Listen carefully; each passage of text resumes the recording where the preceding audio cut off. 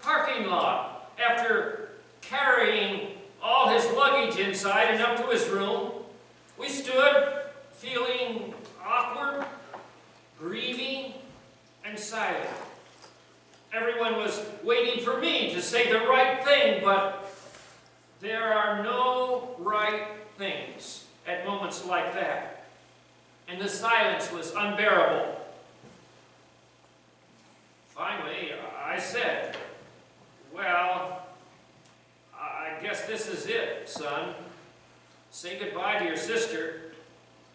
I tried to keep the huskiness from my voice, but it was useless.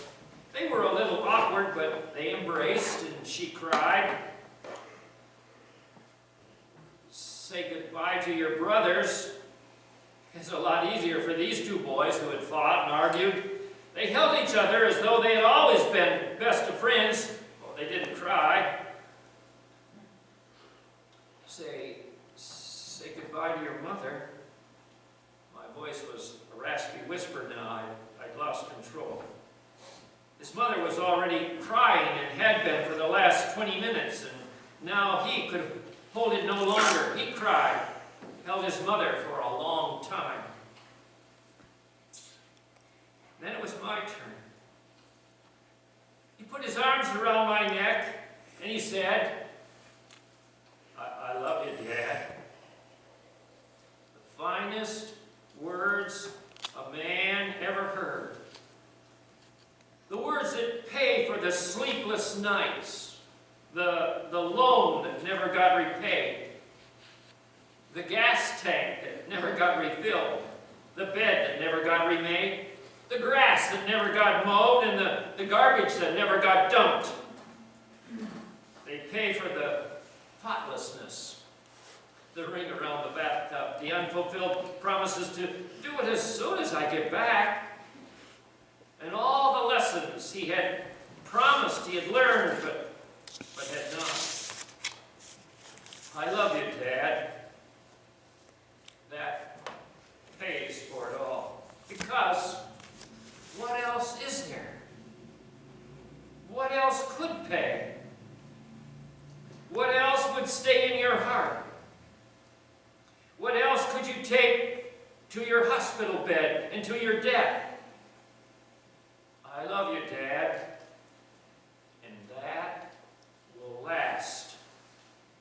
You can spend some of that every day for the rest of your life, and your account will be larger when you die than when the first I love you opened it, because the interest paid on love is very high and always exceeds any withdrawals.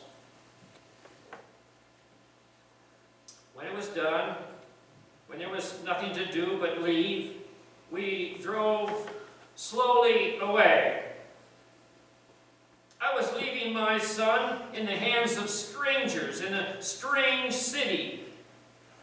As we drove from the campus, I had an overwhelming urge to stop and get out. I wanted to stand in the middle of the lawn and scream at the buildings, "This is my son! Do you know what he means to me? I'm leaving him here with you. This is my son. What happens to him happens to me. What you do to him, you do to me. Please respect him and take care of him." God gave this precious insight into his own feelings when Jesus was born in Bethlehem of Judea. The great star, the heavenly choir, the wise men, the shepherds, the angels who appeared. These were all ways of announcing to the world, "This is my son. I'm leaving him here with you. Please honor and respect him. And remember, what you do to him, you do to me."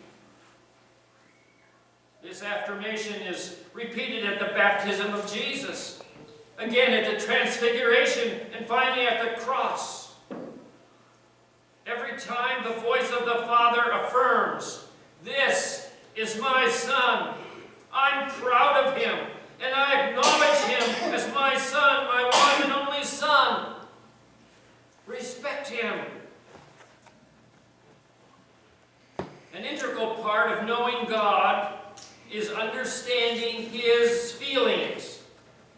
He feels as we do, for we are made in His image. His feelings are separated from ours in degree, and they are not flawed by the flesh, but God grieves just as we grieve. He feels separation just as we do, and restoration fills His great heart just as it fills ours. What do I want from my children in the final analysis? I want them to love me. Nothing else will satisfy. Yes, of course, I want them to respect me and obey me, but unless they love me, their respect and their obedience is empty. If my son offered me a check for $500,000 and said, "There, Dad, now we're even," I know what I'd say. I'd say, "Son, you and I are never going to be even. You haven't got enough to get even with me. You'll never have enough. If you think you can pay with money for what your mother and I have invested in you, you've got a lot to learn about love." It was love that created the universe. It was love that created mankind. It was love that gave us a choice. And it was love that said, we must die because we choose wrongly. It was love that created endless possibilities for everlasting life by sending Jesus to die for us. And there's only one acceptable response to God's love. Jesus said it. Love the Lord your God with all your heart, and with all your soul, and with all your mind. This is the first and great commandment. God will never be satisfied with anything less than love. And anything less is less because love is the greatest thing of all.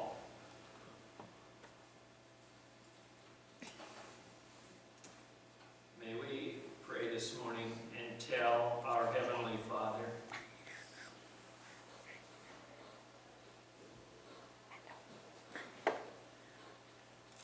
Father, I love you. I love you for sending Jesus, your only Son. I love you for finding me. Can't help but sometimes ask myself, why me?